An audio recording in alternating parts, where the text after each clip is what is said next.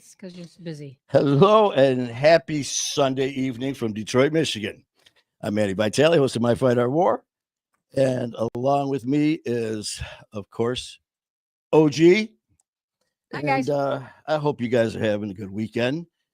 As you can see, um, yeah, wasn't a very pleasant game last But it night was a for us good Detroit season. fans. But you know what? Fabulous season. God bless them. It was a good season, and we'll just let it go at that. Next year's going to be fabulous. Yes.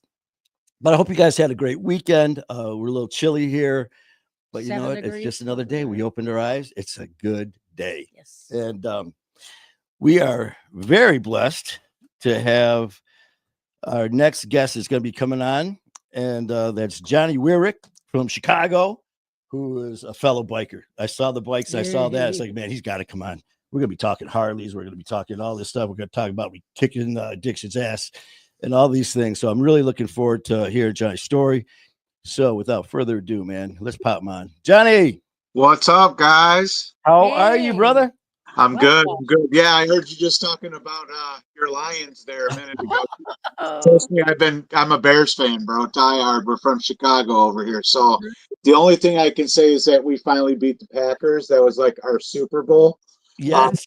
So the Bears are undefeated in 2025 as of right now. And better luck next year. And that's our story since 1985. So I tell you, and I love watching Soldier Field, man. I mean, you know, between them and the outdoor stadiums and all that, just like you, I don't know if you just watched the Philly game, you know, coming down. Oh, good times. But definitely appreciate you having on. And what we're gonna do is pop OG back into the green room.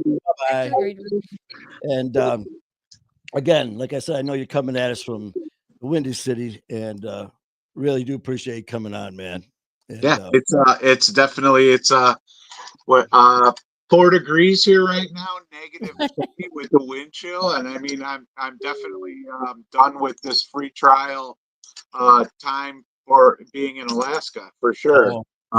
Yeah. And you're probably the same thing for us tomorrow, Tuesday, and Wednesday. It's going to be single digits and then minus 15, 20 with the wind chill. Yep. So, but I'm a plumber, so like it's going to be freeze calls and breaks. Wow. Yeah. It'll be insane. So these next couple of days, I know when we dropped down a couple weeks ago, we were gunning in the plumbing field for a long time trying to fix these people's houses. So man, God bless you. Well, I tell you what, man, I'd get some work for you, some overtime for you, man. I'm sure the people are as happy as can be when they see you pull up. Yeah, right. But nobody's happy to see a plumber when they come to their house. No, except when they got a problem. Yeah, the toilet. Yeah. But anyways, man, yeah, like I said, with our common enemy here with addiction and all the mental health issues and stuff that are just killing so many of our family and friends and loved ones that you look around at all the incredible organizations that are out there, like yourself with Chicago Hope Dealers, My Fight Our War, and all the other ones. I mean, we're not inventing a wheel here. It's, recovery organization groups have been around for a long time, but because of people like you, the organization, and all of your family, we're bringing this shit to the forefront, not sweeping it under the rug. Thank you for that. Yeah, definitely. So I mean, like, me and my wife has made it our mission to help as many people as we possibly can. Just a little bit about Chicago Hope Dealers. We are a grassroots organization.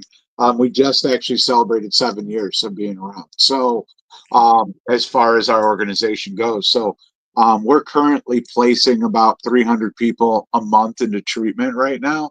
And these are all people that have no insurance, bottom of the barrel Medicaid, people who have trouble trying to get into treatment places. So we have personally vetted across the United States a bunch of treatment centers that are either free or have scholarships, stuff like that, to be able to help as many as we possibly can. Man, God bless you, man. And this is you and your wife started this, right? Yeah, we started this 7 years ago, and now I got an administration We got about 12 people in the administration in our group. We got about 10,000 members in our closed recovery group. So I mean, like, and we got a bunch of resources all around the United States and into Canada. So actually, one of our admins is a Canadian, which is awesome. So, and then we just try to help as many as possible.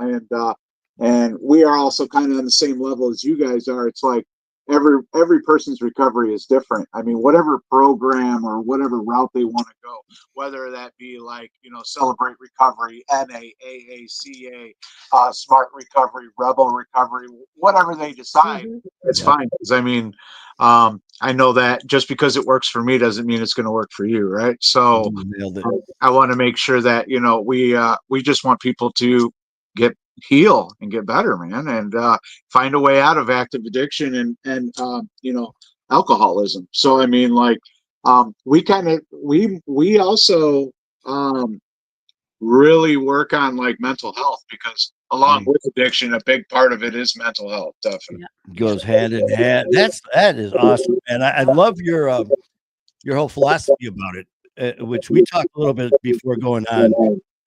As far as some people, God bless them, man, they mean well, but it's like, if you don't do it this way, it's the only way.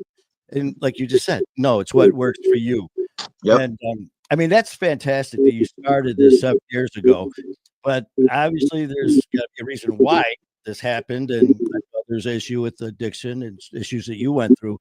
What was your childhood like growing up? I mean, when did this evil little act of addiction that we've all gone through and are dealing with, when did it come into your life? Well, I truly believe I was born with this disease. So like my father's an addict, my grandfather was an addict, my great grandfather and my great great grandfather, all of them addicts, alcoholics. So like, and in which alcoholic and an addict. So I mean, now that I'm in recovery, I like look back. So like, I didn't have parents growing up either. I met my father when I was 30 years old. I never had had a father up until I was 30. And then when I was born in the Chicagoland area. My mother got diagnosed with paranoia schizophrenia by the time I was 1 year old.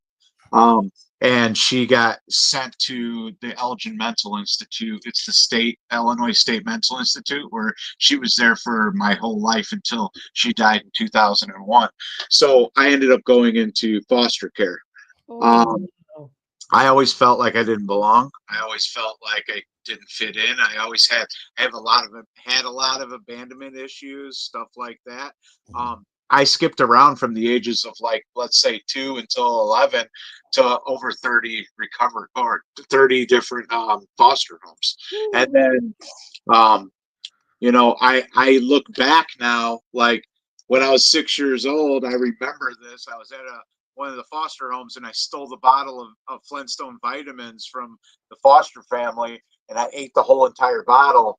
And then I spent the evening puking in the backyard because I just like overdosed on Flintstone vitamins. And here's the kicker: like, they found out I did that. They bought another bottle and hid it, and I sought it out within a day or two, and I did it again. Wow. So I mean, like, before the drugs or the alcohol were a thing, I had that obsession, that compulsion, to do stuff like that. So that's why I truly believe that I was born with this disease. I skipped around a lot. I think I was in like 7 different elementary schools. I get kicked out of almost all of them. I was the kid in 2nd grade that would go to school that had a mohawk and spike in my wrist, and I got suspended because I pulled a switchblade out on a student at recess. A lot of the time, then I was in behavior disability classes. And then it really took hold, like the 3rd, 4th grade, when they prescribed me to Ritalin. And so once they put me on Ritalin, I mean, and that's just like, prescription speed. Got me on there because they say I had ADHD and, like, problems like that. So, and that's where when it really like kicked in. And then, like, I always hung out with the wrong crowd, the troublemakers, the burnouts, the people that skip class all the time. I mean, I did all of that. I remember being at dare class in 5th grade. They have where the cop comes in, Mhm. Yep. little luggage thing, and it's got all the little samples and stuff like that of all the different stuff, and you get to take the dare bear home, and they're like talking about drugs and stuff like that. And I remember me and 2 of the other kids actually stole the little briefcase. Oh, jeez. Yeah, we stole it and went into the bathroom. I mean, we found out that majority of the stuff wasn't real, but It was all just so we took Oh. it. So I mean, like, there was stuff like that. So I never really felt like I fit in. Always the black sheep, the oddball, the you know, Mm-hmm. the unwanted person. I always felt that way. Then that continued into once I got out of elementary school, I went into middle school. There was a time where my family came back and kind of took me out of foster homes so I could live with them for a little while, but they could never handle me. So then just back and forth. So I by the time I was like 12 years old, I actually went to court and I emancipated myself from the state. So I'm 45 now. I've been on my own since I've been 12. no Wow. kid, man. So I mean, we were talking about, like you said, you brought up as far as the disease, and you want to start a good argument with people who know nothing about addiction to us who deal with it. Good Lord, man. And I love the one with the people who don't know. They're like, well, it's just a choice. Like, Yeah. oh, okay. And then they say, well, all you got to do is just stop. Yeah. Oh, well, shit. Why didn't you tell me this 20 years ago? Why now, So, yeah. And then, I had people who will come on. And this one, when I was in their studio in New York, she had her, like the tree, the family tree. It was just like showing the pattern, all like you just described with yours. Yep. That was hers on both sides of the family. And she said the same thing that you did, man. So, I mean, from a lot of it too is you're a product of your environment. Yep. You pretty much described yours in detail there, man. So, I mean, we had our first encounter with pills, even though they were Flintstone vitamins Yep. at that young age. What Yep. was your first drug, or was it alcohol? Or what was the first one that you got into? I think I started smoking weed before I smoked cigarettes. Okay. Did you So really? yeah, I went from weed and then I was smoking cigarettes. And then here's the kicker. So after 12 years old, I was on my own. Literally, I was living in a family. So my family had like an apartment building. I had my own place there. I was working for them part-time, still going to school. But at the time, so I was very like, I didn't like authority, and I didn't like people telling me what to do, and I didn't want to. I wanted to do it my own way, and so I eventually dropped out of high school. I made it through middle school during that time, and then like my freshman year of high school, I dropped out. And then like I started going out to the city a lot, hanging out with people out there. Started going to the rave scene. Actually, I started going to the rave scene like probably around 12 or 13 was my first rave party. So you got to realize underground Chicago rave scene, there is like every single drug under the sun there, like all the time. God, So yeah. still to this day, they still got underground raves out here that are the same way. I'll explain a little bit more. Now that I'm in recovery, I still go to those, but I set up recovery resources now and pass out Narcan there, and I test drugs and let people know that there's a way out if they want a way out. So I'll explain a little bit of that a little bit later, but like, so I mean, yeah, I started going to rave scenes. I started going to parties nonstop. Working wasn't a thing anymore, so I started selling drugs. I was just gonna say. Mm. I hooked up with a crew, I could say, like on the west side of Chicago, and became affiliated with them. We brought mass amounts of drugs and stuff into the rave scene. And man, it was crazy. Like, it'd be like stay up for 5 or 6 days straight, sleep for a couple days, then go back out for 5 or 6 days. This was back when Special K was just starting to get really big. I had friends out there robbing vets and stuff like that, be able to get the Special K. And for anybody that doesn't know what that is, cat tranquilizer, dog tranquilizer, horse tranquilizer. They got elephant tranquilizer at one point, and I believe you guys, Manny, would call that tick back in the day. Yep. Now, it Yeah. formally it's okay in my era. So, yeah, man, it was crazy to be able. And then we like not just the Chicagoland area. So then we started like that's when I started to go seeing the Dead, and we followed the Dead for a while. We went and saw String Cheese, followed them for a little while. We started going to like big festivals. Like I've been to Burning Man a couple times. Been up to Michigan where um, they have Electric Forest. We're going up to Electric Forest a few times. I've been to Bonnaroo a few times. Like all these different places. I look at all this stuff now, like I can't even believe I'm still alive from the stuff. Johnny, all these things that you're describing right now, I Yeah, know all this started at 9, 12, and all that stuff. How old are yeah. you during all this time with all Oh, this is man. happening? I would say by the time I was in Bonnaroo by the time I was 15 years old. 15. Man, I tell you, literally, I mean, sometimes some of the stories we hear about people's childhood and growing up, you got these like kind of gaps and stuff where you still are a kid Yeah, and you're still dealing with things. Man, you never had day one of like, come on, Johnny, let's after dinner, let's go outside and play catch. yeah. You know what? Hey, this Saturday, we're gonna go see the White Sox play. We're gonna go down and watch the Blackhawks. I mean, that wasn't even a thought for you, No, it was the underground rave scene. That's what it was for a long time. Wow. I did man. that for decades, literally decades. Man, I mean, basically what it breaks down to. So, like, it was like 26 years of active addiction altogether in my life. Mhm. Um, I spent over 12 years in jail and prison. So I did 3 prison bits. Been down 3 different times. Um, I've been shot 4 times. I've been stabbed 3 times. I overdosed and died twice. And then today I sit here with uh, 9 years, 3 months, and like I don't know, I think like 18 days clean. So I mean, like, God bless you. Congratulations, man. Congrats. That is awesome. You said 3 cents, three times going to prison, right? yep, Well, do you remember what the very first time that you yeah. got hit with something? What was that? Kind of walk us through that.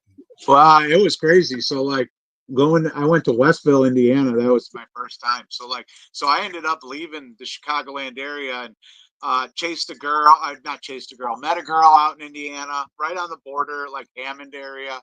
Um, we started hanging out, stuff like that. And then she's like, "Hey, I'm going to college, but I'm going to Purdue University, West Lafayette, Indiana." So I ended up going with her, right? I went out there and, we were together for a little while and then that didn't work out. So then I just picked up where I left off, right? Like okay. And I went out there and I found out that you could sell drugs for double the amount than what I was getting for them in Chicago. So I just posted up out there and started doing my thing. And then I found out, it was really hard for them to get guns and it was really hard to get different stuff out there. And I was like, man, I can get this stuff in abundance in Chicago. So I started running back and forth from Chicago to Lafayette, back and forth. And I got popped off pretty bad on one of the runs. And they basically threw the book at me, man. And I went to Westville, and actually, so Westville is the prison that Mike Tyson was in. Yeah. So Mike Tyson was there, and as I was coming in, Mike Tyson left maybe 9 months prior to that. This is how long ago when all that stuff went down in Indiana for him, and he ended up buying the whole entire gymnasium, like all the weight equipment, and he left it there and donated it to the prison. So Oh, like nice. we could do the weights, be able to go work out at the yard and stuff like that. The crazy part about Westville is like they have these underground tunnels where you have to go to like here, there, and everywhere. And I do believe now they are closed down because it was the only place that didn't have cameras. So that was the place where people like took care of business. And, Exactly. if you weren't doing the right thing and if you were across somebody, that's where you got your head split open, right? Mm. Yeah, it was crazy, man, to go in there and do all that. And then, I got out. I was on parole. I got the parole transferred from Indiana to Chicagoland area. I completed the parole. Um, Never thought I had a problem yet, right? Like, oh man, I just like to party. Went back into the rave scene, doing my thing, and it was crazy. How old were you for that first time you went in there? Your Went first prison stint? 19, 19 was your first. How long were you in there for? 3 years. 3 years for the first time? Yeah, Yeah, three and the years. thing is that for you, like you said, just kind of what you just said about you didn't think there was an issue. Well, because everyone that was around you was doing the exact same thing. So it's just like you don't know any Normal. different. Yeah, I didn't think I had a problem, and it was crazy. So like, and then I lasted out for a little while, and then I ended up getting busted again in the Chicagoland area, and like, that's one thing. Like, I heard people like ratting people out, getting deals, and all this other stuff, and I mean, I was not, I could never do that, man. That's not who I am, right? So they were like, yeah, well, we're going to throw the max at you, do this. I mean, granted, I probably could have got more time and stuff like that, but I mean, it was enough time for sure. So the second time I went down, I ended up going to Vandalia, which is in Illinois, and it's crazy down there. It's in dorms, so you got like 50 guys in each dorm, right? So like you got constant stuff happening, people stealing out of people's boxes and like all kinds of stuff, and you got to stay on your toes. And then there's gang banging going on down there and everything like that. So um, I ended up doing that. I got out on parole. I was on parole for a little while. I ended up completing my parole that time, which is good. But right back to the same stuff, man. That's all I knew, right? To rip and run and do all of that. Well, periodically here and there, I would do some like, some stuff in the trades. Like I did a little plumbing back then.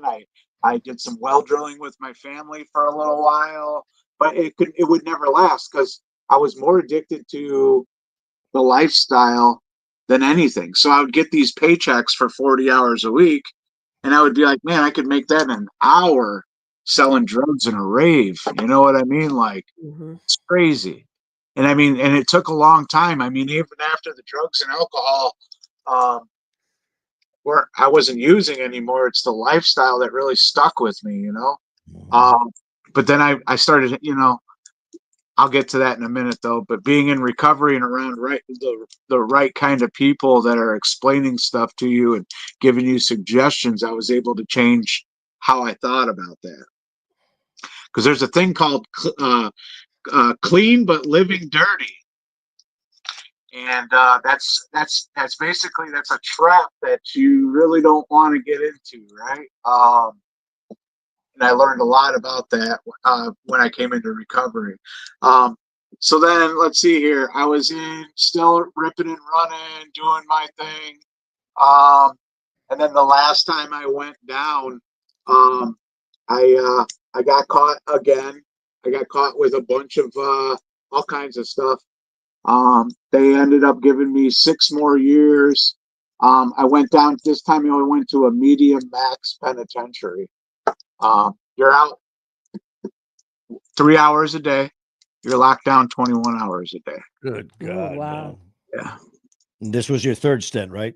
Yeah. The third stint, man. And then, so this is the crazy part. So actually, let me back up a little. Before I went and got caught doing all of that, I finally met my father. So I'm ripping and running and doing my thing.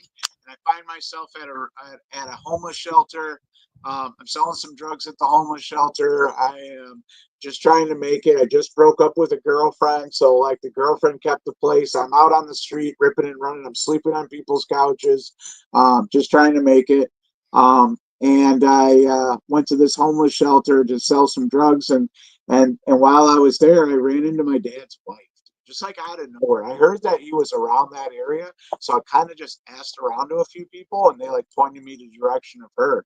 And I went and talked to her, and I found out that my dad broke his hip, and he was in rehabilitation hospital trying to rehabilitate his hip.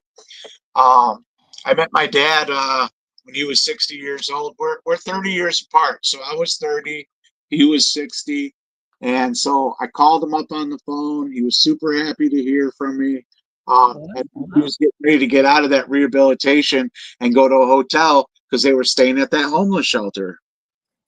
He ended up going to that hotel. About a week later, I went over there and I met him. And he handed me like $5,000, dude. And he was like, here, or like $7,000, I think it was. Here's $7,000. This is for all the Christmases and birthdays I missed. Wow. Wow. I'm sorry that I wasn't in your life, and then I found out that a while back when my mom and my dad hooked up, my dad was actually married to another woman when he hooked up with my mom, and my So you got my grandfather was a Roman Catholic German guy, like super, yeah. So he basically told my dad, like, hey, you need to stay away from my family and everything like that. And they basically told him, like, we don't want you around here. So, and I found that out. So my dad was kept a secret from us for a very long time, like from the family. man, it's Oh, what a story. it's incredible, man. I mean, so for the total between the 3 stints, how long were you in between all 12, 3? 12 12 years? yeah, 12 Man. years, 12 years And of my life, man, because of this disease, man, and definitely. then, besides, I mean, you're bringing up pretty much what people need to hear, because Yeah, sometimes the people that sometimes look at what we deal with, they compare it to what they see on TV in these movies, and sometimes it gets sensationalized, and they think, it's that cool stuff that you see on these. It's all TV drama bullshit. But when you OD on TV, it's freaking acting and all that. When you OD in real life, as we've seen, and then of course with the drugs and the violence, well, I'm sorry, comes the violence, yep. and we were talking about the violence that occurs. I was involved in altercation too, where a gun was pulled right in my face, pulled the trigger. Now I got a plate under this eye. Yep. Less than a year later, I got stabbed right down the side of my face with a razor knife. And Was this all Detroit? all Detroit. And the thing is, this is even because I'm a former Detroit police officer. This isn't people like, yeah, Detroit's rough, police officer. I was like, that's not when I was a cop. Yeah. That's I was running with the Detroit Highwaymen. I'm sure sounds familiar. So I was running with those guys, and we had we've got the vigilantes, the outlaws, and all that all around here. So I was running with that kind of crowd too. But they show it on TV and all that, but firsthand what that's all about. We've already discussed the jail time, what Yep. that's like. Tell people about the violence and what happens. Yeah, man, it was crazy. I mean, dude, I've seen like, in Chicago drive-bys, like watching people just get shot, like heads exploding next to me, right? I actually part of some conditions. So basically, the Department of Corrections pushed me into recovery, and I'm so grateful they did. That I went here. Let me explain real quick, and I can kind of let you know about some of the stuff I went through. So I got out from that medium max penitentiary, but before I got out, I called my dad because my dad was the only one in my family that would answer my calls because basically the rest of the family wrote me off. My sister Shani, she would answer my calls too, but that was just about it, right? I got some letters in the mail, maybe from my great aunt, but other than that, everyone else pretty much wrote me off. So like. And I don't blame him, right? Like I told him so many times, I'm going to change. I'm going to do better. I'm not going to go back to prison. I'm going to get clean. I'm going to better my life and do all of that. And I never did. And you can only say that stuff so many times before they think you're just full of shit. You know what I mean? Sure. So I called my dad like maybe about a year before I was getting ready to get out, and he was like, "Son, I'm going to treatment." And I'm like, wow, really? And he's like, yeah, I'm going to treatment. And this is a guy that, my dad was bad, man. Like he'd drink 2 handles in a night and of whiskey, and he would do cocaine and heroin and everything. It didn't matter what was in front of him, and he went to treatment and he stayed clean. And actually, we just celebrated last August 7th was his 10 years clean. All right. he got Oh, clean at man. 65, and he's now 75 years old with 10 years clean. And like this, and coming from a guy that's been like drinking whiskey since he was 9 years old, and he grew up in Lansing in Detroit. That's Oh, where wow. Gee, Okay. just down the road, not too he, far. he You know, used here, to tell me stories about stealing cars, and then they would drive the car up, and they would hit a bunch of like liquor stores and everything else, like, and rob a bunch of places, and then they would Mhm. they would take the they would take the car and run it right into the lake in Detroit, man. That's where the Yeah. car would stay, at the bottom of the lake, man. And they they would would do it down in smash. the Yep. lake. Yep, Smash and grabs, man. Smash it. They'd go out, steal a car, and yep. then use that, hit as many as they could. Liquor stores first, usually get everything they needed, or hit the drug dealers on the corners, get them to get all hipped up, and then, like you said, man, we had Lake St. Clair, but the big one was the Detroit River, man. Yeah, Because the Detroit River. He said he used to run them. He had a spot where he'd put them in the Detroit River, and they said at one point they probably pulled 20 cars out that he did. Oh, my oh, God. I mean, because that the current is just like you're gone. Yep.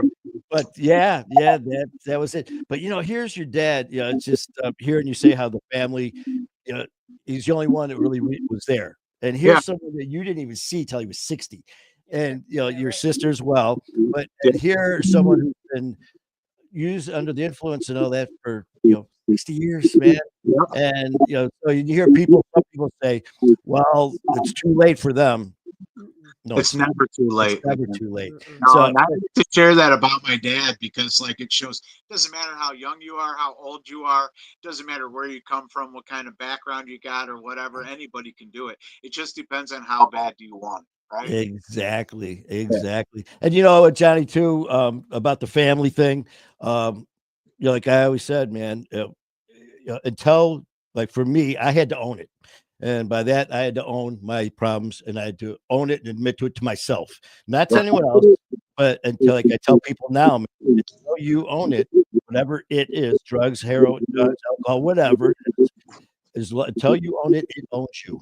And Yep. but the same thing like you said, your family. Yeah. You know what? I'm sorry. If we had a dollar, if we had a quarter for every time I'm sorry it'll never happen again, we'd be Yeah. filthy rich. Yeah. Or so I know exactly what you mean about the family thing and burning those bridges. And Yep. but here's your dad, who is the one who reaches out, gives a handful of cash, and well, so what was? I'm sorry to interrupt you, man, but what's the so he calls you up, going into rehab and all that. So how does Yeah, it he go? was in rehab, and then a year later I got out. And so like, so this is the thing. I got this mentality, and I've seen this so many times in jail or prison, where you get run into the guys that are like, man, I'm gonna change my life when I get out there. I'm gonna do something different. And like I was the same way. And then I ended up getting on the bus, coming back at home, and like literally I was like, man, I need to go hit it. I need to go try a meeting and hit a meeting. And I got out, and I got to my sister's because that's where I paroled to. And instead of going to a meeting, I went out and got high Oh, and just continued it. And within a couple months, man, I caught a bunch more cases. I got caught again with some stuff, and I ended up back in jail again. So now I'm on parole. I'm in jail. Parole officer kept coming to the pod, and he'd be calling all of his guys he's taken back to prison. And then he'd call me up there, and I'm like, all right, I'm gonna go. And he's like, nope, you're not leaving yet. And I was like, okay. And he did that for several months, right? He would come into the pod, call a bunch of the guys, check in with them, take whoever he was with him back to NRC, where they classify you again and then send you back to prison for your parole time and stuff like that. But he never took me. So I go in front of the judge a bunch of times, and the judge was like, I was like, all right, look, I'm trying to get into drug court. They wouldn't let me into drug court because of my background. They wouldn't let me into drug court because of gang cards on my background. Um, and then also, so there's this thing called task probation. They wouldn't let me go into their program either because of my background. They're like, this guy's been down, a couple times already. He's been in trouble most of his life. Um, Literally, I was on probation like since I've been like 14 years old, my whole entire life. Never completed any probations, always unsuccessful, owing fines, all kinds of stuff. So they were like, no, man, none of this is working. So the prosecutor really wanted to give me some more time. I think I was looking at about 12 years. I went in front of the judge finally, and I was like, none of the programs would accept me. So I was like, well, we're going to take this to trial, even though I knew I was going to lose. I was like, well, I'm going to make you guys spend some money.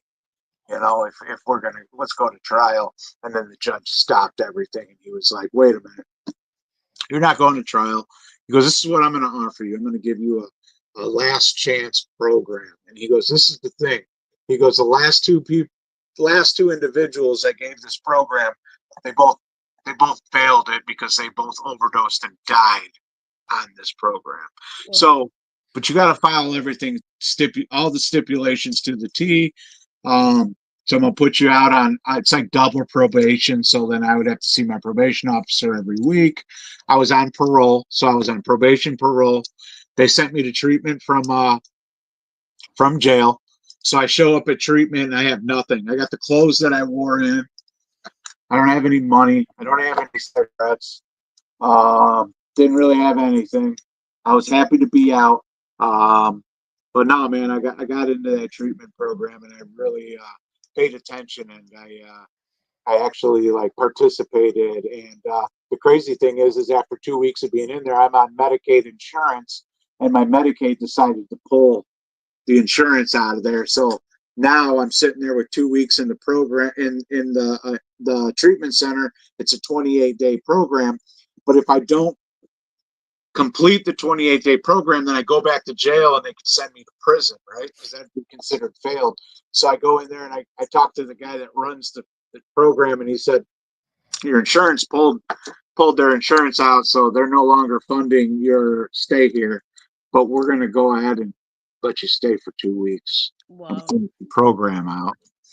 Man. That's what I did. So their stipulations was I got to go to IOP after that, and they wanted me to go to a recovery home. So here's the deal. I have no money, no nothing. I barely have any clothes. I think I went into the donations box. I'm wearing pants that are 4 times the sizes than what I'm normally wearing. I don't have a belt. They don't have a belt there, so I'm using an extension cord to tie my pants on. I got a stained shirt. I got a hoodie that's torn, like the hood's torn on it. And I mean, very, very humbling experience, right? To be able to like just be there and be a part of and work on myself. So I did that. Then I find out that, this is in the winter. So like recovery homes are booked solid.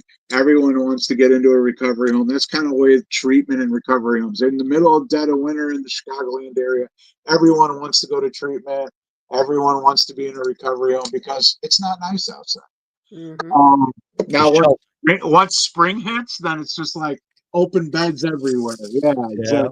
So, so I'm trying to find a recovery home, but then I find out that you got to pay to get in. I don't have any money. So I'm like calling my aunt constantly. She's not answering. I finally send her a letter. So now it's getting down to the time to where, hey, you got to get money for a recovery home, or you're going back to jail, or you're going to prison. And like within a couple of days, my aunt showed up and she had a check for 2 weeks worth of rent. She gave it to me. She said, this is what I'm going to do. I've been helping you out your whole entire life. And this is the same aunt that took care of me while I was in prison a few times. This is the same aunt that's bailed me out before. This is the same aunt that has gone above and beyond to help me every single time. So she's like, I'm going to give you this. This is it. I can't help you after that. I said, that's fine. So I moved into that recovery home on the north side of Chicago. It's right by the lake. Place is called Halfway to Home. I like the sound of that, halfway to home. Man. Yeah. And the crazy part is I've never really had a home, right? I mean, I've lived all over the place. I used to skip around nonstop. I had a backpack on me throughout my whole active addiction. When things got heated up and the cops were around there too much, I would just jump from one couch to the next to stay out of the harm's way, right? And so then I ended up going to this recovery home. I got in there with 2 weeks and I tried to find a job. I got a bad background. And at the time, McDonald's is running backgrounds, right? I couldn't work at McDonald's. I couldn't work here or there. And then I walked into my first Narcotics Anonymous meeting. And when I walked into that meeting, I felt like I was home. Ah, That's just for me. Narcotics Anonymous truly saved my life, dude. I walked in and I thought that I had all, I was such a unique person with a crazy story, and I found out there's millions of other people out there, the same story as mine, same situations. I could sit there and talk to them guys in Narcotics Anonymous about what I've been through, and they don't look at me like I'm crazy and I need a straitjacket, right? mhm. Um, I found the oddballs, I found the outcasts, I found the black sheep, I found my people. And definitely that was the first time ever in my life that I felt like I was home. Wow. It was when I was 35 years old. Um, And you know so what's crazy about that, Johnny, is the first, but you know, like you said, you could relate and they could relate. yeah, So, but because I've had people say that, I know how you feel. No, you don't, and you never will. But talking to someone who's dealing with it compared to someone who's never drank or did drugs in their lives, mhm. they have no clue at all. But someone like us, who's gone through different things, we will never know exactly how you feel, but we can relate to what you've gone through. We could describe the hell, but not to that extent, man. So I totally get it by what you mean, how you felt at home like you weren't being judged and all that. Yep, exactly. It is cool. So I got into that recovery home and like I couldn't get a job. I tried. I was going to meetings. I ran into some old timers, some guys that had like 35, 40, 45 years clean, right? And that's where they say tie a knot and hold on tight. And that's what I did. I tied a knot, I held on tight to them, and I followed all their suggestions. Whatever they told me to do, I did because I wanted what they had. They said, if you want what we have, you got to do what we do. And that's and these guys were some ball busters, I'm telling you, man. And they're exactly what I needed, man. They held me accountable. These are the type of guys that'd be like, sit down, shut up, take the cotton out of your ears, put it in your mouth. You don't need to be sharing right now. You don't know shit anyways, like stuff like that. And I mean, it's harsh because, like, but at the same time, I really needed to hear that kind of stuff, right? Um, and basically, like, these are the guys that, like, people would come in and they'd be whining and crying about, oh, I really want to use and I'm struggling. And like some of these guys would stand up and be like, here's $20. When you're done, come on back. You know what I mean? Like, we'll be here waiting for you. I know we don't do that anymore because of the fentanyl, man, because they go out and they might not come back because, Mhm. I mean, it's crazy now compared back 10 years ago. Mhm.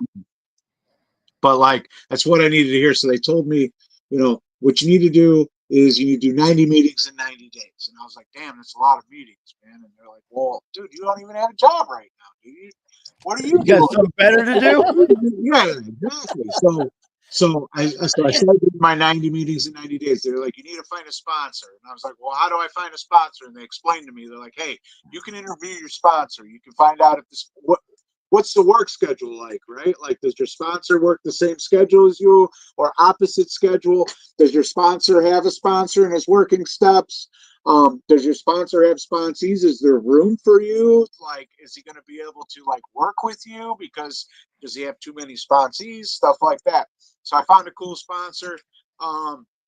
Not cool, but like a sponsor that I could relate to, and at the same time, he was a ball buster. So I needed that. I know myself, right? So I found him. And then I kept coming to the meetings like, I can't find a job. Like, does anybody got work here? Because I really got to come up with this rent. And they kept telling me, why don't you go, when you go back, pray about it. I was like, what do you mean pray about it? They're like, yeah, go pray about it. I'm like, all right. So I started doing it. And one morning I woke up. Right now I'm in this recovery home for about a week. I got 1 week left. Rent's due. My parole officer came to see me. I went and saw my probation. My IOP is getting ready to start. So I have all this stuff that I got to juggle and do. Plus, I got to find a job so I can make money. So I prayed about it. And the next morning I woke up and I was like, man, I did some plumbing back in the day. So I literally went into the phone book, plumbing shops around my area, and I started making phone calls. And literally, the fourth guy I called, he was like, hey, I'm not hiring right now, but my brother has a plumbing company and he's hiring right now. He goes, I'll have him give you a call. And like within 5 minutes, he called me. And Wow. he's like, hey, do you know how to use tools? And I said, yeah, I've used tools before. He goes, you know, fittings and stuff like that, like for plumbing, like, you know, copper and plastic and stuff like that. And I'm like, yeah, I know fittings. He's like, good. He's like, gave me an address. Be here at 8 o'clock in the morning and bring work. Make sure you're wearing work boots. Oh So I boy. get on the phone. I don't have no work boots. I've got a roommate I just met living in this recovery home with like 8 guys. The roommate, I go up to him, I'm like, man, you wouldn't have to have any extra pair of boots. Or he's like, matter of fact, I got some old boots. He brought them out of the thing. Wow. I used those boots and I went to work the next morning. Um, Needless to say, I ended up journeymaning out with that company. I All stayed with right. that company for a long time, and I journeymaned out with that company, Woo. and ended up, Congratulations. yeah, becoming a plumber, man, and like, and really learning about plumbing and doing all that stuff. Um, then I went to while I was so this was my schedule. I would wake up at 4 o'clock in the morning. I would get on a bus that would take me to a train. Then I would get on the train. It would take me out to the suburbs, and then depending on where the job was at, we worked in the city. We worked in the suburbs. We didn't have a driver's license, so for 4 years straight, I rode public transportation, rode trains, did Ubers, took Ubers everywhere, like did all of that stuff, and what an experience, man. It really let me know how much of a blessing having a driver's license is. That's for sure. Yeah. So I ended up doing that. I completed my IOP. I stayed in that recovery home for 14 months. Best decision I ever did because I held myself accountable. Because I mean, like I was reduced, just like the literature says in Narcotics Anonymous, I was reduced to an animalistic state at the end of my run of 28 years in active addiction. So like I had to literally learn how to get a bank account, balance the bank account, learn how to go grocery shopping, make my bed, do chores, stuff like that. Stop living like a Viking, the whole entire nine. So I mean, like, so that's what I did. And then meanwhile, I'm like building relationships in recovery and doing what I need to do. I ended up, you know, getting off parole. I got off of that successfully. I had 3 years double probation. I got off in 3 years and I paid off all my fines and took care of all of that. I held that job down and then I went out and got my own apartment after 14 months, man. And I started from ground zero. Like I didn't have people in the program donated my furniture, right? I had a church, Catholic Charities. They brought over some stuff for my apartment and everything like that. Another thing they told me, and the old timers told me in early recovery, was stay out of relationships. Like there's a slip up every dress in early recovery. Stay out of relationships, man. Like you don't want to be. How can you love anybody else? You don't even love yourself. So I really had to work on that. And then another stipulation they gave me was, why don't you go see a psychologist for your mental health? And so at first I was like, I don't know about that. Like I'm already doing these meetings. I'm already doing this and that and the other. I don't even know. And then I went back to court and court's like, well, that's part of your stipulation. You have to do it. And they pushed me to do that, which I found out that I have PTSD, a severe case of PTSD from being on the streets, being shot, stabbed, watching people die in front of me, Mhm. um, watching people overdose in front of me, watching heads explode, drive-by shootings, being run over by cars, being hit with bats, pipes, bricks, whatever you can get hit with, chains, everything else.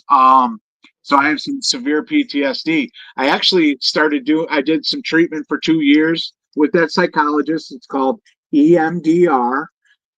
It is a non-medicational treatment. It's like ear and it's like it's for PTSD people. And if anybody out there is watching this that has PTSD, give it a try. It really works awesome.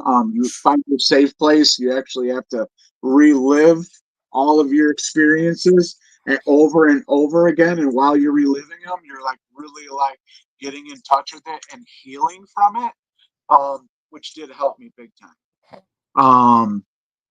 It's crazy. I like the fact that it was non-medication. So like Mhm. I don't like medication. I don't even like taking Tylenol today because I've eaten enough drugs in my life that I'm good. Um, So I did all of that. I ended up into that apartment, which felt really weird because now you got to realize, like, I was in prison for 3 years with a bunch of guys. And then I got out for like a month, maybe caught all those cases. Then I was back in jail for another 8 or 9 months. Then I went to treatment with a bunch of people. Then I was in a recovery home with a bunch of people. And then all of a sudden now we're like 5 or 6 years later, I'm all of a sudden in my own apartment by myself. And that was a freaky thing, like just to be there, right? But I prepared myself. I found out where all the meetings are in the area that I was moving to. I was in touch with my sponsor, my network. I was, going to meetings. I had a schedule to keep, and I did all of that, and it worked out really, really well. And then I met my wife now on social media. Go figure. Yeah, found out that she's in recovery and she lives in Ohio, and we started talking all the time. Then she came up and visited me a bunch of times, which was cool. And then, we were talking more and more for like 6 months or so. And then she was like, well, what are we going to do? Like, are we going to be like serious about this? And so I basically said the only way I'm going to be serious about our relationship is if you move up here, because I'm not doing long distance relationship. So before she moved up, she said, I got to tell you something. I said, what? She goes, well, I know I said I have 5 years clean, but she's like, 4 months ago, I relapsed on alcohol for 11 days and then came back to the rooms. So technically, I don't have 5 years clean. And that really hit me hard. Because like I'm like I associate with a bunch of the old timers that are like no 13 stepping, like stay away from people that are new in recovery, don't go after the girls, the whole entire nine. Like they say stuff like, let's let the women get them on their feet before you get them on their back type stuff. So like I went and talked to my sponsor about it. My sponsor's like, well, just because she relapsed for 11 days and came back doesn't mean she didn't lose her 5 years in recovery. No. Yeah, exactly. She slipped, fell, and got back up, and now she's back in the program, right? So he's like, well, do you love her? And I'm like, I think I'm falling for her. And he's like, well, then that's fine. Do what you want to do. But just know if she ends up using a gun, that you guys should go your separate ways after that, because you don't want that kind of headache. So she ended up moving up. She was going to AA for when she was in Ohio. She switched over to Narcotics Anonymous when she came here to the Chicagoland area. She loved Narcotics Anonymous. The literature spoke to her. She got a sponsor. She opened up. She built her network with the women. We stay to this day. So she's coming up on 9 years clean. Oh, good. Coming up on 10 years clean. So like, if we have any issues, we're not like, go call your sponsor. We stay out of each other's program. Like she does her program, I do my program. I have my sponsee, she has hers, and that's how we do it, right? She's got women in the program she hangs out with. I'm good friends with her sponsor. She's good friends with my sponsor. Like it's pretty cool. It's family. It is, man. Family, man. It really is, and like. She has come a long way for sure. We ended up in a little studio apartment. She moved in with me. We went from that studio apartment to a 1-bedroom apartment. We went from that 1-bedroom apartment to a house, then went to another apartment. At one point in recovery, we were almost homeless. I've lost jobs in recovery. We've lost family. I buried my baby sister in recovery to a fentanyl overdose. She buried her baby sister to a fentanyl overdose as well within the same year. I think that's what really kicked off Chicago Hope Dealers. Like when my sister passed away, or right before she passed away, we kicked off Chicago Hope Dealers. We were doing the thing. Like after my girl had about a year. We started Chicago Hope Dealers, and then like started off as a hashtag, and then it's grown into this whole thing now. And now it's like 13 other Hope Dealers have branched off of Chicago Hope Dealers since we started it. So they're all over the country and in Canada now. kind of do the same exact things as what we do. The crazy part is like all the owners like called me personally, like, hey, I just want your permission. Can we start like Iowa Hope Dealers, or can we start like up in Canada Hope Dealers? Can we? And I'm like, you don't have to ask me that. Well, They're like, the thing you know, is, man, it's just it's like an MC. It's that lifestyle, man. When you go to, it's like a club motorcycle MC. You go to someone's area. It's not like you're just gonna throw this at your vest and just take over. So it's like that hierarchy, but that just shows the respect that you and your wife have in yeah, such a positive way. Yeah. yeah.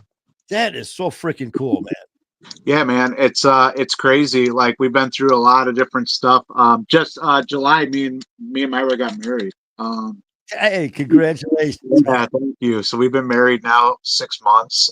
We've been together coming up on 8 years now, so which is awesome. So I mean, like, and then so during in my active addiction, I had a couple kids. So like, I have two baby mamas. I have two boys. Um, the one like had my kid. I never found out I even had a kid until like 3 years. He was 2 or 3 years old. She sent me a letter to my brother because she could never find me while I was in active addiction. So then I saw my kid while I was in active addiction, but then she saw how bad I was, like running around with guns and money and drugs and having just stuff on me constantly and the wrong people around me. He was like, man, I don't even know. And like at the time, I got really mad because she like dipped state, like she wasn't like, and like wouldn't let me know where she was at or anything like that.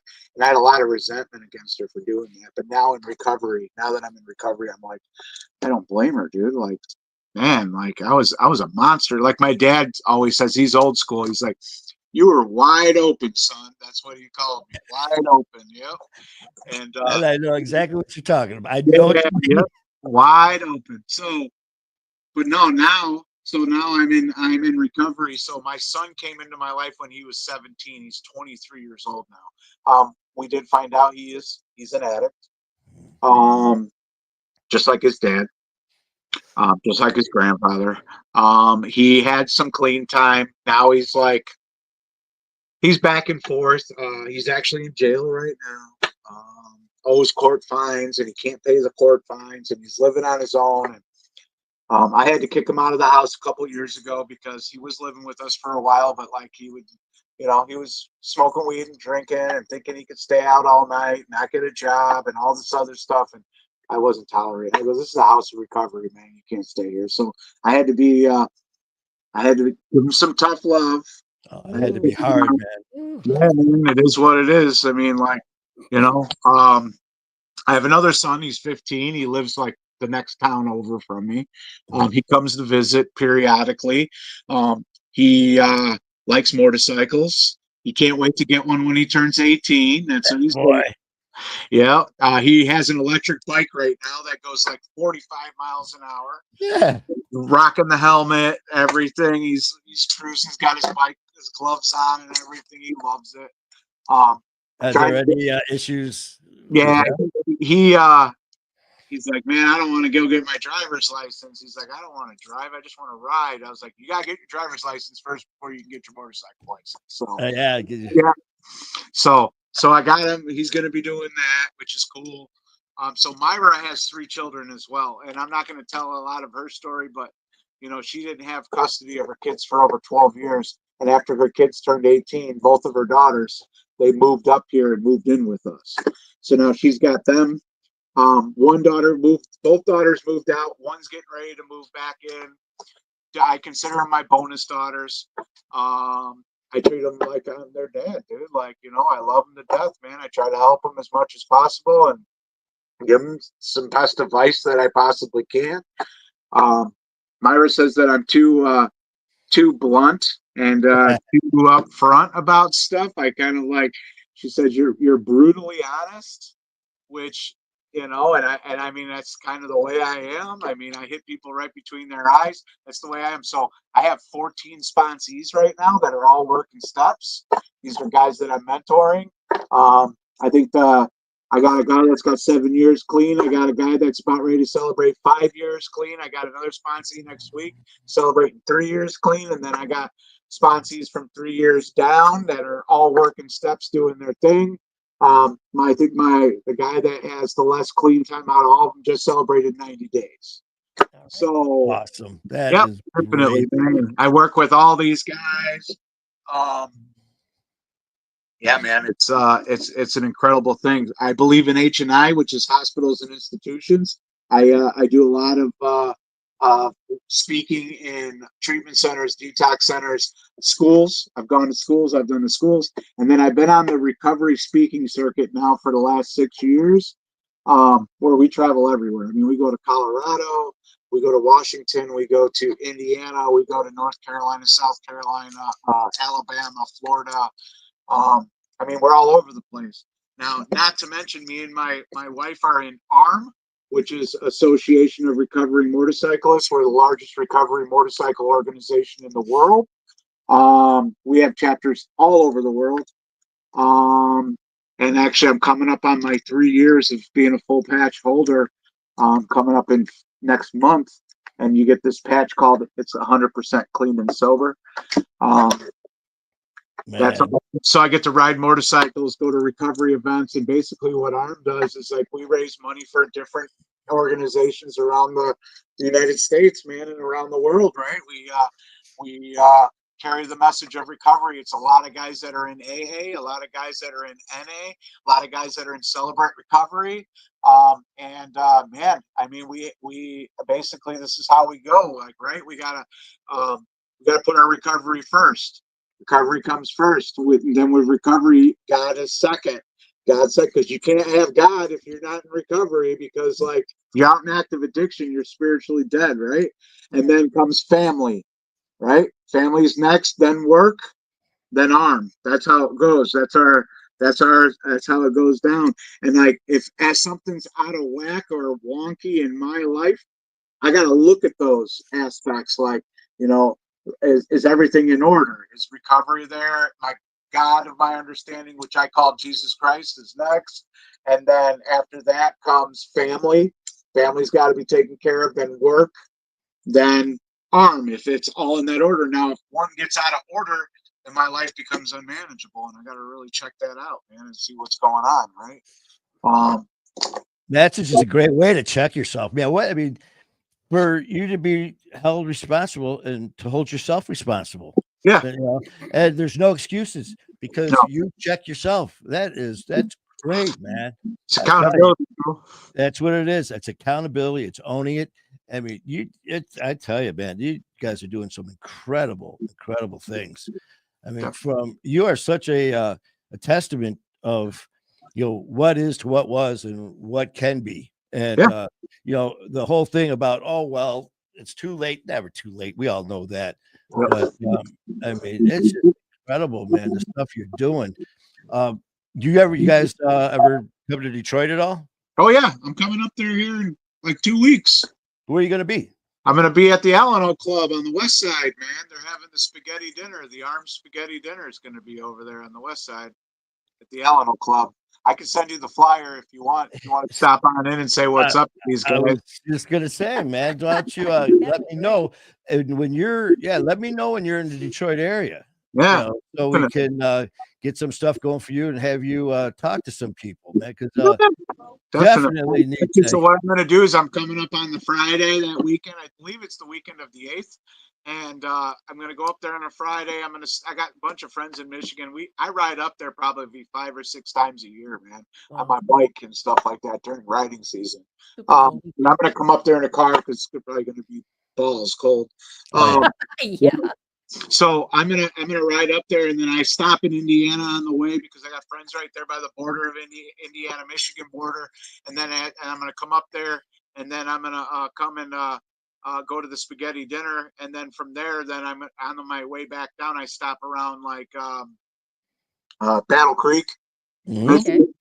Yep. I stop in Battle Creek because my buddy actually has a farm over there, and deer season just went through. So he says, "Bring a cooler, man. I got a bunch of deer for you." Yeah. So pack up my cooler with deer, and then bring it back, man, and fill up my deep freeze, man. We like deer, man. So Well, I tell you, another thing you got to do is when you're here. I mean, besides chit chatting with you and stuff, going over some stuff, getting together to do what we do. Just so happens that I work at a Harley Davidson dealership. do ya? Mhm. Yes, I do. Nice. So, yeah, we definitely have to have you hook up there. And What kind of bike do you ride? I got a 24 Street Glide. Nice. I got Yeah. 2020 Street Glide ST. Yeah, I had a 94 Fat Boy. And Yep. then, of course, when the Street Glide came into play, you know what I got from my buddies. Banger, old man. I Yeah, tell I you like what. the Bender, man. I can haul stuff. Oh man, love it. But man, I tell you, your story. I'm so happy and Proud of honored you. that you came on the show. And I mean, there's still a lot more, obviously, Oh yeah. to cover. I know we kind of run a little bit here. I'd love to have you come back on to talk about Definitely. some more stuff. And I know you said something, about you don't want to tell anything about your wife's story and all that. If you and also your wife, you have open slate here, man. If she would like to come on and tell her Yeah. story, more than welcome. If you would both like to come on and share your stories combined or your stories of Chicago Hope Dealers and Yeah.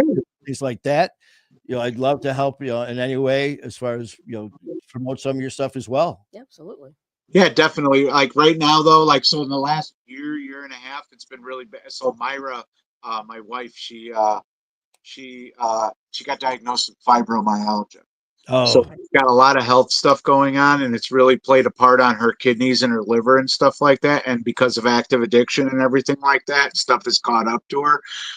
At the same time, like, dude, she's one of the strongest women I've ever met in my life, right? She'll still keep a good attitude, and she's also a Christian, just like I am. Um, like I said, so yeah, I wanted to share that too. So like when I first came in the rooms of Narcotics Anonymous, I didn't have a higher power, right? I had resentments towards God. Like I always thought that God dealt me a bad hand in life because like all this stuff that happened to me. But as I worked steps, right? And so like the God, that gift of desperation, is what brought me into the rooms, with a nice little nudge from the Department of Corrections. And then, yeah, and then that God turned into good orderly direction as I found the rooms of Narcotics Anonymous. I started like following suggestions, building my network, got a home group, doing H&I, doing all that stuff. And that good orderly directions turned into a God of my understanding. And that lasted for a while. But like in recovery, as you work a program of recovery, I've gone through the steps several times. So as you're working the program, you're evolving. And so my spirituality evolved too. So from that, it turned into Christianity, and it turned into Jesus Christ is my higher power. And that's just for me, right? Like that's what works for me. And I believe it was meant to be, right? He was always there for me.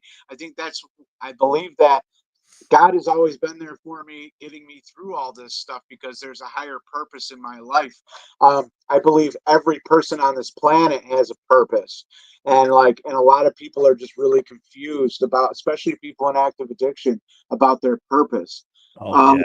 but to be able to find that purpose, so like I love doing plumbing. It's a passion for me. I like love getting up and going to work, and that's what they say. They say find a job that you're passionate at doing because then it's not a job. So, Yeah. and the same thing with, speaking and helping people. I believe that's my passion. And trying to help people, as many as I possibly can. I can't even count how many people we've gotten into treatment, and like the people that are like the success stories, dude. Like the people that I've talked to in treatment centers or in detox centers, and I run into them 2 years later at a convention. They come up and they're like, "Johnny, what's up? You remember me?" And I'm like, "Not really. I talked to a lot of people, and I heard your testimony, and it changed my life, and all this other stuff." And I'm like, "Well, I'm glad it planted the seed to motivate you to get your life together, right?" And like now they got their life together, and it's a blessing to be able to watch the light just come on and be like, "This is what it is." What what it comes down to for me is that addiction is spiritual warfare. They call it wine and spirits for a reason. And all the dope and the fentanyl and the weed and everything that's out there, I believe it turns you into a person you aren't meant to be. Like, and it basically like it's witchcraft. It really is, man. It's Oh not man. for you. Yeah. So I mean, like I've done stuff in active addiction I didn't even know I did. Right. So Oh like, God, yeah. yeah, so like I mean like so when it comes to it, if I stay clean and I keep a clean mind, I have choices today to be able to decide on what I want to do with my life, right? And find my passion. So that's what we're doing, man. And dude, I can't wait for riding season. It's right around. You know what's crazy is talk about these people that come up and hey, how you doing? Your testimony, your story changed my life. And it's just like my story was straight out of freaking hell. It was terrible disaster. It was and it's something they could relate to. And like a lot of people that I talk to have been on the show and different shows that I do, they're it's just like, did you ever, it sounds so cliche, could you ever imagine that 10 years ago we'd be doing what we're doing now? And No. we'd be in a position now where by sharing these terrible things that happen. So I was on this one show and I said, it's kind of weird, man. In a really screwed up way, man. We actually owe addiction some gratitude there for dealing us this shitty hand because it brought you into our lives at My Fight Art War, which I'm very grateful for. It brought, this terrible disease brought us all together. And, now it's a war and now, we fight it together as one family. And it's a beautiful thing. It really is. It is definitely, man. It's what I've been through in my life has made me the man that I am today, and I wouldn't change it for in a second. I wouldn't. Did you ever get the? I'm sure you probably got just like I had, where sometimes we'll kind of get in those moods where you kind of gaze off, and it's like, what's the matter? Oh, I was just thinking about that time. You're thinking about the past, and people are like, oh, don't go there. No, that's a past. Let it go. That's over. And I'm just like, no, I don't want to forget about it. No, I'm not going to let it go. It's not that I'm dwelling on it, but I want to remember those horrible times. Yeah. Now that I can remember them, and now I'm so grateful for those terrible feelings, how I felt. Because back then I didn't care. I would say stuff and do stuff to hurt you. I didn't care. But now when I look back at it and I think about those things, the things that I said, the things that I did, I'm glad that it makes me feel upset and sick to my stomach. And I don't ever want to lose that reality of my actions. So exactly. I love that you said that. So like at 18 months clean, now that I'm at 9 years and some change. So at 18 months clean, I literally lost the desire to use completely. And I haven't had the desire since. So like I can go to concerts and bars and stuff like that. But that's me, right? I'm not selling anybody to go and do that. It's a huge network out there of people that go to concerts. They go to events. They go to huge shows and stuff. And they're a bunch of people in recovery. It's like an underground little deal. They all hang out together. They keep each other accountable. They're able to enjoy. They all drink Red Bulls, smoke vapes and cigarettes. They don't get high. They have, and actually some of these huge festivals that are like 2, 3, 4 days long, they actually have meetings throughout the festival so that people can enjoy the festival clean and still be able to enjoy the music and be around everything. But if they start struggling or if they have any cravings or whatever, they go meet up with the group and go to a meeting and stuff like that.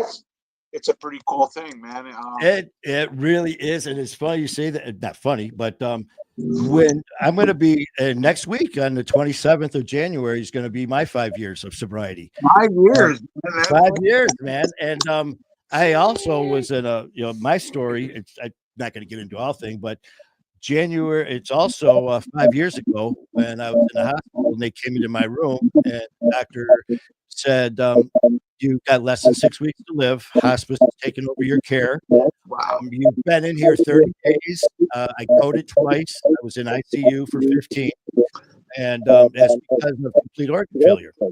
My kidneys, pancreas, and liver were failing. At the very end, they came in and they said they've all completely shut down. They are no longer functioning. There's nothing that we can do. and say your goodbyes. Hospice came in and they started taking blood. Long story short here, this went on for 7 days. And they kept taking more blood and more doctors kept coming in every 4 hours. Then they asked me the really good one. How do you feel? I'm going to be freaking dead in 6 weeks. Well, they keep doing it. On the 7th day, my room is full of doctors and they're all just looking at me. And the one starts laughing. And the one told me I'm going to be dead in 7 days or 6 weeks. So what the fuck? You tell me I'm going to die? And the other one says, we're sending you home to live. They said, when we said 6 weeks, we were trying to give you enough hope and fight to say goodbye to your family that was coming in. She goes, we thought you'd be dead within 48 hours. She goes, everything's shut down. You were gone. She said, when we went to do the blood work, all of your labs started to kind of move around, which shouldn't happen. It doesn't happen. So they kept redoing it. And within 7 days, my labs were all completely normal limits. Dude, if that's not God, Manny, I don't know what is, bro. Right. This was in 2020 when COVID shut the world down. Yeah. When I got out, I had to have intense rehab, 24-hour inpatient care. It was shut down. When I went to the place, when I got out of the hospital, they're like, we're closed. COVID shut the world down. I had one meeting. I never had a sponsor. I never had, because I couldn't. Everything was closed. Said, if you have cravings, suicidal thoughts, or withdraw, go to ER. Yeah. By the grace of God, man, I have never had one craving. I've never had any withdraw. I was going for a fifth and a half a day, doing drugs. I mean, working every day and shit, to absolutely nothing. And I never had anything just because of COVID. And I still go to the casino. I go to the motorcycle parties and all that. I have no desire. It's just like you said, if that's not, the big man, you come to Detroit. I'm Catholic. There's a place in Detroit, the Father Solanus Casey Center. The place is incredible. If you'd like to go there, I'd like to show it to you. If you are, I mean, it's up to you. But yeah, I was there and had quite a moment there. But it's just an amazing feeling, and I had to throw that out at you when you said, "Dude, you're a walking miracle, bro." No, and it's as you and as all of us are in this family, and it's such an honor and a privilege to be able to sit here and do this and talk to you and to have people hear your story. And especially not only what you went through, but what you're doing now with you and your wife at Chicago Hope Dealers. I mean, if that's not, recovery and strength and dedication and motivation, then what is? Because what you and your wife are doing is truly a blessing for all of us, man. And it is such an honor and a privilege to have you on. Thank you, bro. I appreciate it, man. Yeah, thank you so much. And keep I catch all your videos too, man. You got some good stuff that you're putting out there, man. And I keep doing it, man. Yeah, I'm still learning as I go, and I'm just having a good time doing it. And I appreciate it. And like I said, man, you got an open invitation. You hit me up. I think I sent you my number. Yeah, I'll give you a call. I got a couple places I got to stop, but yeah, if you want to come check out. So basically, they do like a spaghetti dinner. And they'll do like a 50-50 raffles. You were talking about, you like the casino, so they do a 50-50 raffle there. And then they also and then they have a speaker, and then you'll hear a speaker. And actually, I know the speaker that's going to be sharing his experience, strength, and hope. I've known him since he got clean, and he's actually a member of Narcotics Anonymous, and he's a really good speaker, and he's a really good friend of mine. So I'm going to make the trip up there. That's awesome.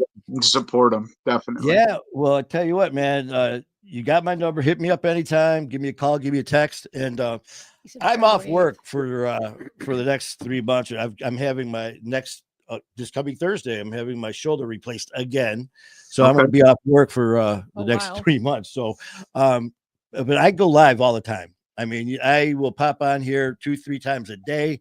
I'll have guys pop on and say, man, let's go live. I'd like to go live and just share something. All right, let's do it.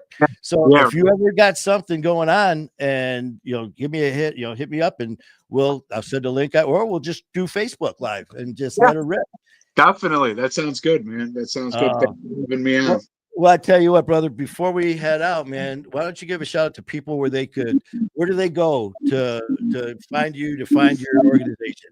Okay, so we have a private group called Chicago Hope Dealers. You guys can go and just send a request, say that you, and there are going to be some questions about, are you in recovery, stuff like that. You can go ahead and answer those questions to get into the group. We do have a live page. We haven't done any lives on it in a while, but we do put content on it. It's called Chicago Hope Dealers Live. We also have a Chicago Hope Dealers Live 2.0. We are on Instagram, Chicago Hope Dealers. We're on TikTok. TikTok just came back. So, Yes. yep. Yeah. So, That happened. thank you, President Trump. He basically we're on there. It's just Johnny Weirich, and then Johnny Weirich is my regular page, my monetized page that I have as well. So I mean, we do a lot of different stuff, and any women out there want to get in touch with Myra, all you got to do is send us a message. I can give you her number, her link to her profile, whatever, because that's what it comes down to. I handle all the men. She handles all the women. That's how we've always done it, and that's how we always will do it. So, yeah, feel free to give us a shout out. We'll be all over the country this year. I know I got something I've already booked for an event in Georgia. You'll be seeing flyers coming out for that. We got an event coming up in Indiana. We got an event here in Illinois. We got a bunch of stuff coming. It's to the point now that people will book us 6 months out to be able to come out. Also, Nice. if you guys have an event out there and you want to book us for an event, I would get on it as sooner than later and send me a message or give me a call. On my profile, Johnny Weirich, my actual phone number's on the profile, like right underneath the picture. So give me a call if you want me to come out. Yeah, and we can figure it out. But tell you what, Jai, too, I every 6 weeks we fly out. I've got a studio and we got a place in New York. We fly out to New York and we go to Connecticut. Yeah. And we have a studio there where we do in-person shows. And Nice. We've got the producer there, Matt Cronin, who's incredible. My brother Ian Bick, we've got the studio there right next door. I mean, it's awesome there. But it's all in person. It's professionally edited and produced. So we have like to have people come there in person. Yeah. And again, it's in Danbury, Connecticut. So keep that in mind. We're flying out there every 6 weeks. We're going to be going to Athens, Alabama in June to do something, and we're heading out to Washington, Vancouver, Washington for Hands Across the Bridge. So what would be cool is I'll be checking your stuff out to kind of see where you're at, and then where we're going to be, and if somewhere we could, maybe would be great. Yeah, I got I know we got a trip coming up. We're going to be going to South Carolina, and then I do know we're going to do a Florida trip here sometime soon too. I mean, plus then riding season. So yeah, we're in arm. Like we have like every weekend is an event in a different state. So like I got all of those that I gotta sort through and figure out which ones I'm going to be popping into. Oh, shit, which one do I got to ride to? Yeah, dude, I love it. I know, isn't it great? I'm telling you, man. Well, like they say, when you're doing something you love, you don't work a day in your life, man. Exactly. And now it's for the first time in my life, besides like with the police and with EMS, man. But this is more, I found the passion. I found this feeling that hit me so hard right in the chest. And it was the warmest, most intense feeling I ever felt in my life. And this is it. And I'm very honored and proud of it. And it's going to keep going. And like I said, it got me the opportunity to meet you. And I'm very grateful. Definitely. Well, thank you so much for having me on. You guys have a good night, okay? All right, man. Give the family all of our best. And I'll be talking to you soon. All right, cool. Talk to you guys soon. You guys have a good night. Peace.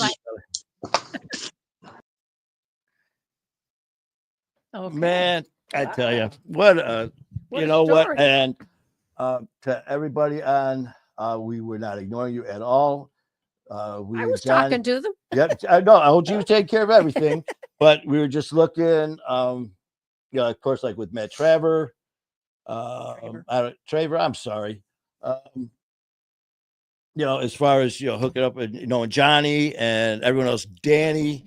Of course, Lori was on. Leroy, Leroy, and Lori, and Stacy, Nicole.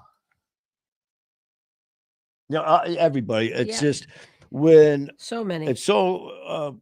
I don't ever want anyone to think that you're being ignored, and that's you're not, because obviously OG's taking care of everything. That I never have to worry. But so I've seen some shows where it'll either be someone talking and they're talking about something very important or very intense, and then they'll stop and go over and start answering a question. Then I'll come back again. It kind of loses a little bit. But or especially for me when I'm doing a show, especially like tonight, when I'm doing a show where I have a guest on, such as Johnny or King Handsome or Skylar or Kalichi or Ian or whoever it may be on, it's 100% about them and you guys as well. And what that is all the interaction. And thank God for OG doing that. But when I first started doing this, I'd be doing the interview and talking to the person, thinking of questions and going back and forth, with our conversation, then going to the side, looking at the person, reading the question, going back to the interview, talking, and it just kind of lost it. The momentum, the flow was gone. And not only that, but it was just like, okay, it came to a screeching halt. And then we went to the next one. So that way that I just don't, want anyone to ever think that your questions or your comments are not appreciated, because all of them are. And I hope you guys know that, please, because if it wasn't for you guys, I'd still be here talking to myself. And I swear there's sometimes when I am.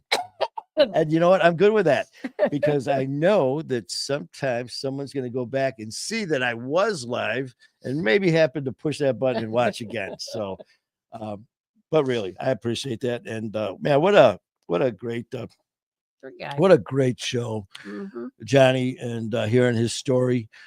We've been in contact for a bit now, going back and forth, and stuff like that.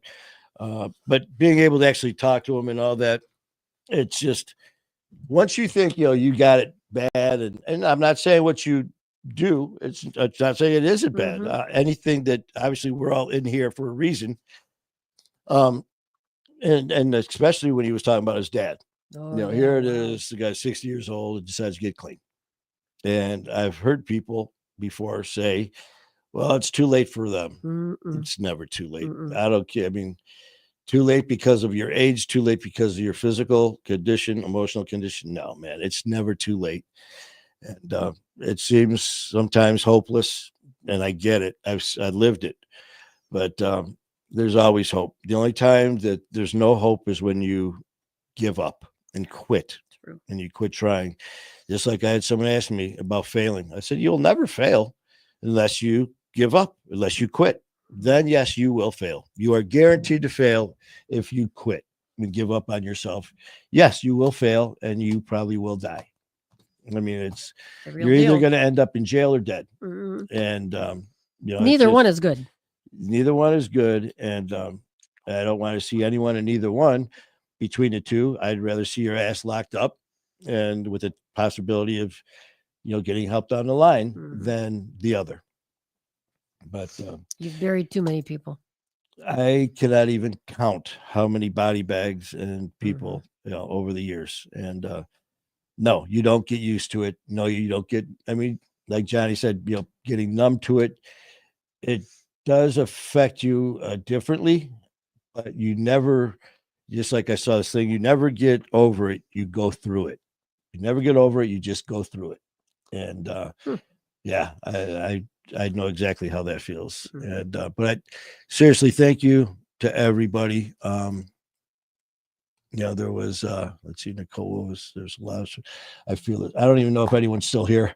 But I feel the same way about my past. If it weren't for the hardships, pain, addiction, struggles, wouldn't be able to understand the people I work and have compassion, empathy. True. I do. There you go. And that's what it is, Nicole. It really is, man. I have people sometimes will look at me, and if I start to talk about certain things, they think, oh, you know what, you're going down that wrong path. No, I'm not. And at this point in my life, I'm going down the right path.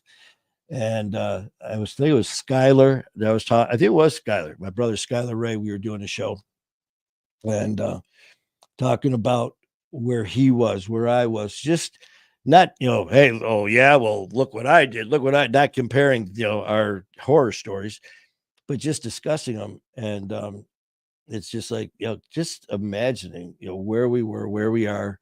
And that's when we talked about, if it wasn't for these terrible things that we had to, but we did encounter because of the decisions and choices we made, we wouldn't be here. Me, OG, Nicole, Danny, everyone else, the whole family, Stacy, Katie, Stephanie, everyone, all of you, we wouldn't be here right now. So I'm glad you are, for that fact that you're here with us and you're sharing conversation here. And that means the world. So please keep sharing, keep popping on, keep commenting. And share whatever the hell it is you want to share. Your sober dates. I mean, it doesn't have to be. I know you'll see on social media a lot of times. You'll see a post. Let's share those sober dates, which is great. Yeah, share them. Share those sober pictures with the dates. Let's do it. But you know what? Let's do it tomorrow. Let's do it tonight. Let's do it tomorrow morning, tomorrow night. If you want to pop on while I'm doing the show and you have a question or a comment, Nicole, you got hi. Hey, hi, how you doing? And if you choose to, I mean, you don't have to do anything you don't want to do. You're not going to be forced for anything on our family. But you know what? Just if you want to put hi, hey man, I've been sober for 2 years. I've been sober for 60 days. I've been sober for 60 years. Whatever it is, that's just something. It's a feel good thing to see.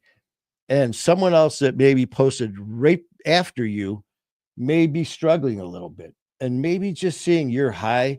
And by the way, Manny, this is my sober date, and I've never felt better. Just seeing that post, you may change someone's life.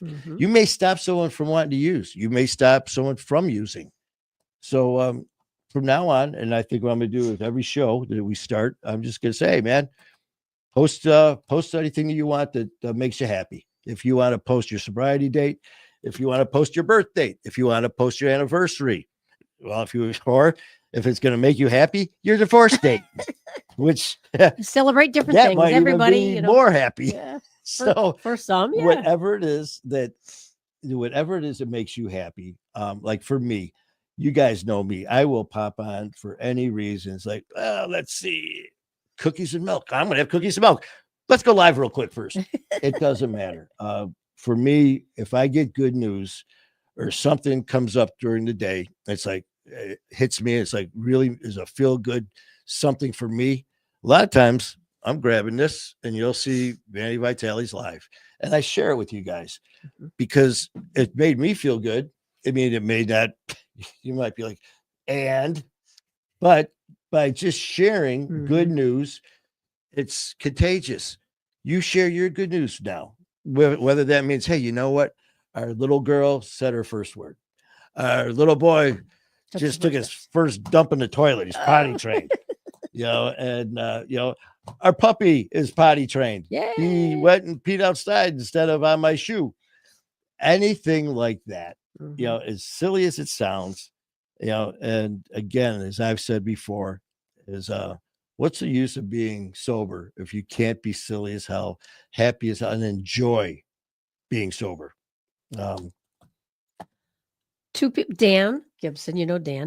And I think I know Dan. Yeah, you know Dan. We're gonna get to know him pretty soon, personally. What's up, Danny? And then, he shared his sober date, but I want to share and let me go find. And Nicole also shared her sober date. But what we want is on Monday, this coming Monday. Oh, wait a minute. Oh yeah, Danny 123 on the 27th. Okay, okay, we have a special guest on the 27th. Manny Vitale, because that's his 5-year sober date. So you guys come on, because Nicole has got 5 years on the 15th of January. She's got 5 years. And then Dan was celebrating on the 23rd. of from January 2021, baby. So just a few days before me, brother. Yeah. So make sure to bring those dates back on Monday, the 27th. Yep, a week when from we Monday. are celebrating the special guest instead of having an outside guest, but outside family. You know, I mean, it's all family. You're stuck with me again. Yeah, you got, you got many. A week Yeah, from so Monday. Nicole and Dan, it's 4 p.m. for you guys. Yeah, so on the other a side of week that from state. Monday, we've got a very special guest who's going to be Yeah, on. Really looking forward to talking to this guy. I heard he's got a great story. Oh yeah, He's just a load of fun, great personality, and it can't be me. oh honey, It's absolutely, no, it'd be you. but seriously, as they say. yes, Monday the 27th will be my 5 years. It's to celebrate, and I want to celebrate with you guys. Yeah. And it was very strange because we are booked all the way till April for our shows.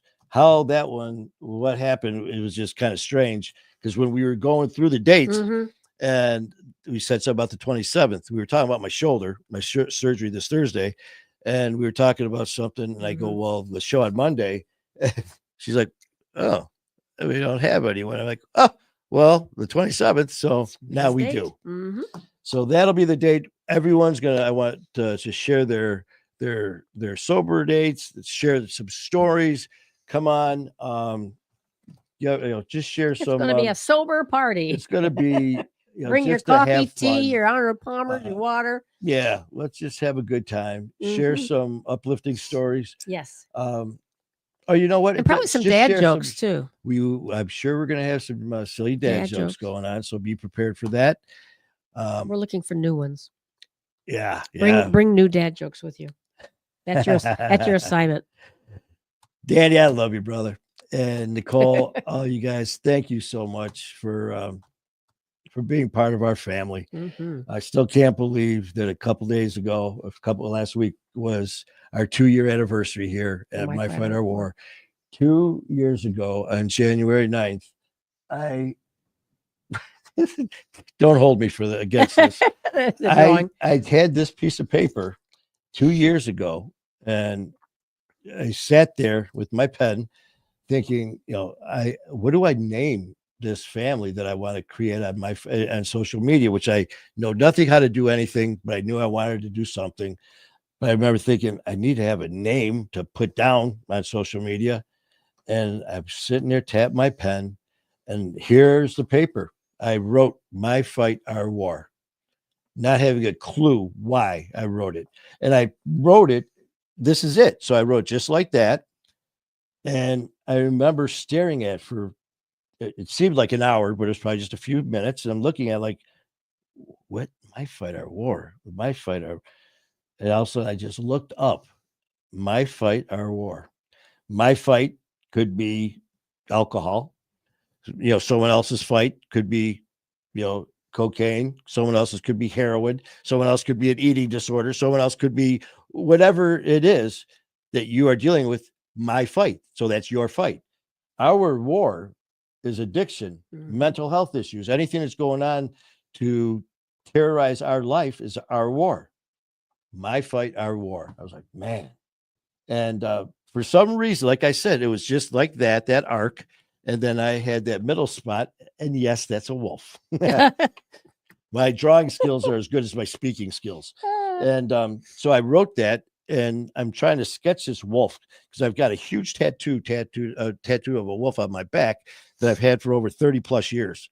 And little did I know that it would be right there watching my back as our logo for My Fight Our War.